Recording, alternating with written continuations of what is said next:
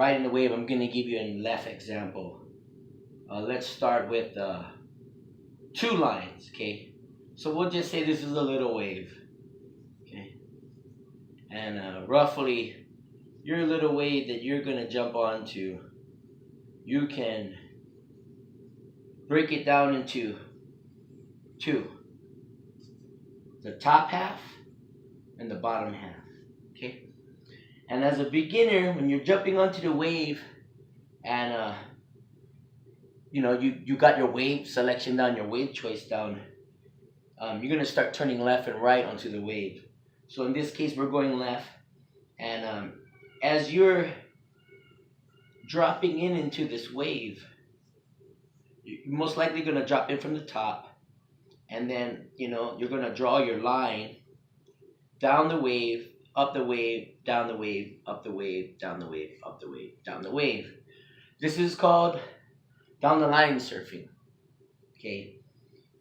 As you notice, when I dropped in from the top, I went to this bottom half and this bottom sector quadrant. Then I went up to the top quadrant and back down to the bottom quadrant and top and bottom. I just kept going up and down. As you get better, you can get more speed with trimming, okay? This right example is a down the line trim. This example right here will be a pocket surfing, okay? And basically, instead of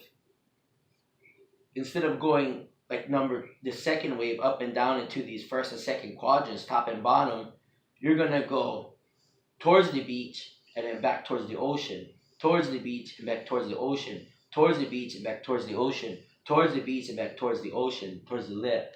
And this is called pocket surfing. So as a developed slider surfer, you want to understand down the line surfing and pocket surfing and how to utilize it to get speed, maintain your speed, slow yourself down. The other thing I want to share with the pocket surfing is if you can break your wave down into quadrants, like I just showed you, into halves, top and bottom, you can get more technical. But just for this sake, top and bottom, you literally can start riding from the top and you drop in, you go to the bottom quadrant, and you come up, instead of going to the top quadrant, you just go to the line and you stay in the line. And you go to the line and then you go in a quadrant. And you go in a quadrant and you go in a line. And you go in a line and you go in a quadrant. And you go in a quadrant. And later on, surfing within the quadrants and then surfing on the lines can really elevate your surfing because you'll go faster. And once again, if you watch some of my other videos, I preach keep it simple sliders. Less is more. And as you can see through these examples, when you're taking off and you're going into this quadrant, you can literally draw a line to go up into this quadrant.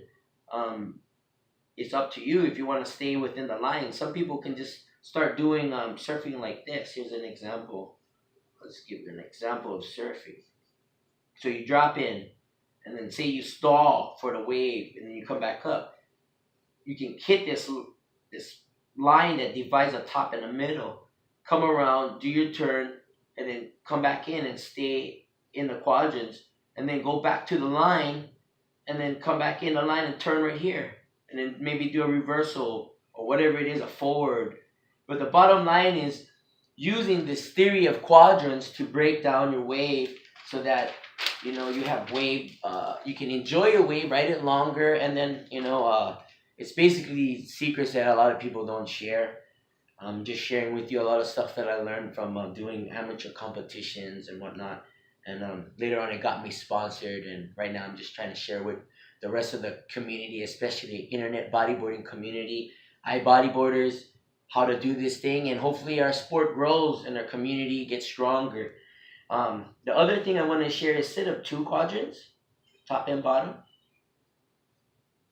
You break the wave down. You can literally break a wave into 3 and 4.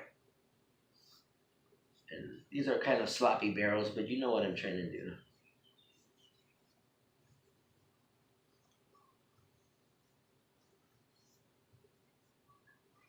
So if you take off from the top, You go to this bottom quadrant, come up to the middle, come up to the top quadrant. Maybe you cut back a roundhouse and hit the top over here and go to this line here and then stay in this line and come up to this line and back to this line and go to this line and then come up to a big cutback and then come back around and then come back this way and then come back into these quadrants again.